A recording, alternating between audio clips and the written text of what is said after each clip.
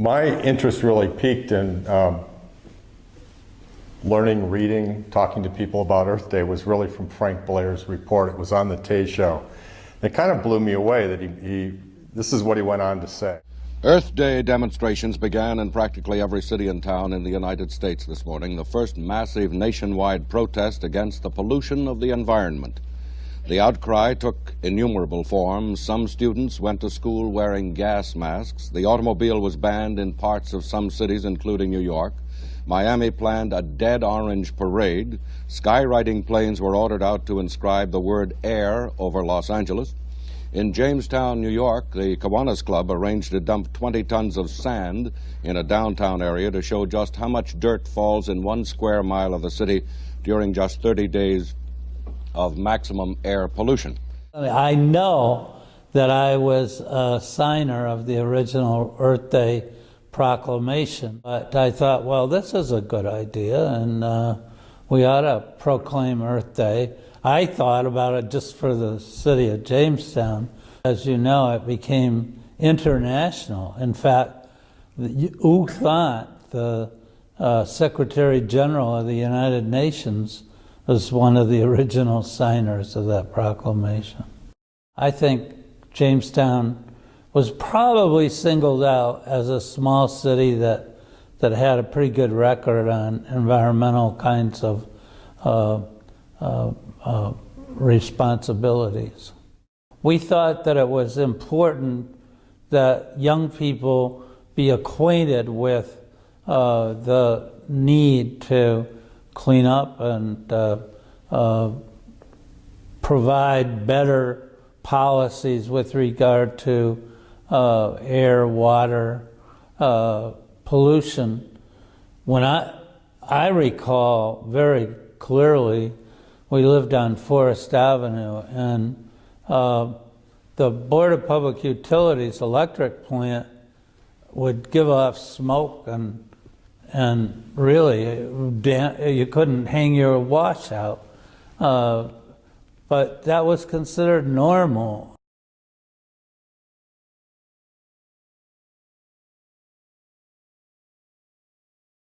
I remember the problems on the north side of Jamestown. The snow was much darker than it was on the west side of Jamestown as a kid, and that kind of thing. You would hear those kind of conversations. And the women, the mayor mentioned about putting out their laundry, they couldn't do that, and the kids would be out playing on the porch or playing in the lawn, and their clothes would get a little darker than they would normally. And people claimed that was a result of some of the smoke and pollution in the air. We did, while I was mayor, in that 6-year period, we did clean up the emissions quite a bit. Jamestown had by acreage one of the largest park systems in New York State for many years, and still it's almost in the leading category. And they had a good tree program, a wonderful city forest, a great tree canopy in Jamestown. We look at the beauty of West 3rd Street with those trees, but every other street in town just had beautiful canopies of trees. I remember being there. I remember the mayor's encouragement that I be there, and the Parks and Recreation and the Department of Public Works be supportive and take an interest in the program. And I was overwhelmed to see that much piled on the street that was gathered in our community. And one of the thoughts is, oh, am I going to have to pick that up after this is over? And with the Earth Day program, I could feel then and feel now even how important it was to Jamestown, whether it started on the pile of that dirt there on Cherry Street or whether it started in other mines in other parts of the country.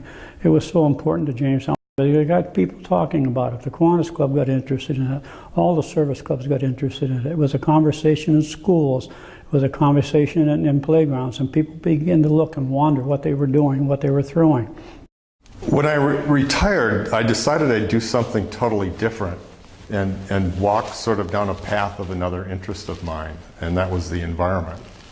So I started reading E.O. Wilson, the entomologist, and I found his work with insects was really fascinating. And one of the connections that he made is there are very few animals that collaborate and cooperate for survival.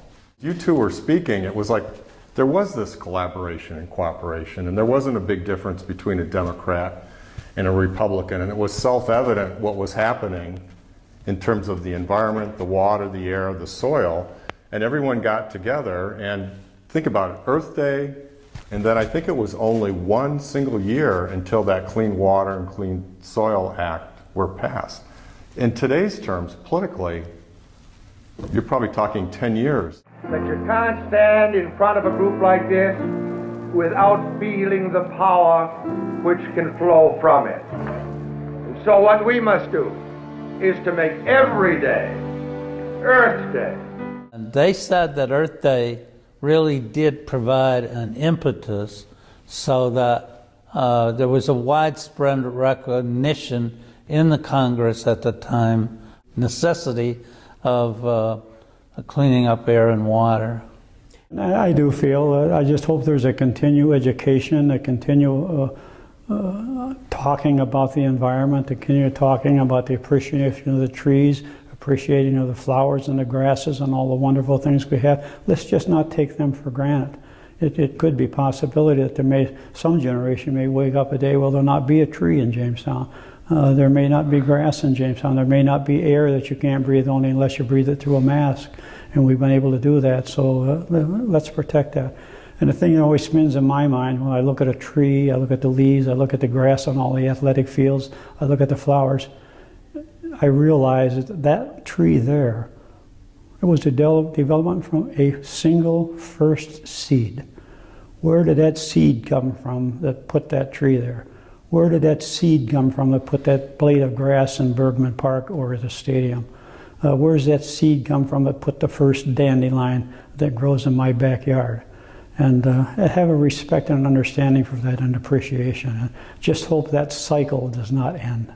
Be it therefore resolved that each signer of the People Proclamation will seek to help charge man's terrible course toward catastrophe by searching for activities and projects which, in the best judgment of the individual signer, will peacefully end the scourge of war, provide an opportunity for children of the disinherited poor to obtain their rightful inheritance on earth, and redirect energies of industry and society from progress through products to process through harmony with Earth's natural systems and improving the quality of life.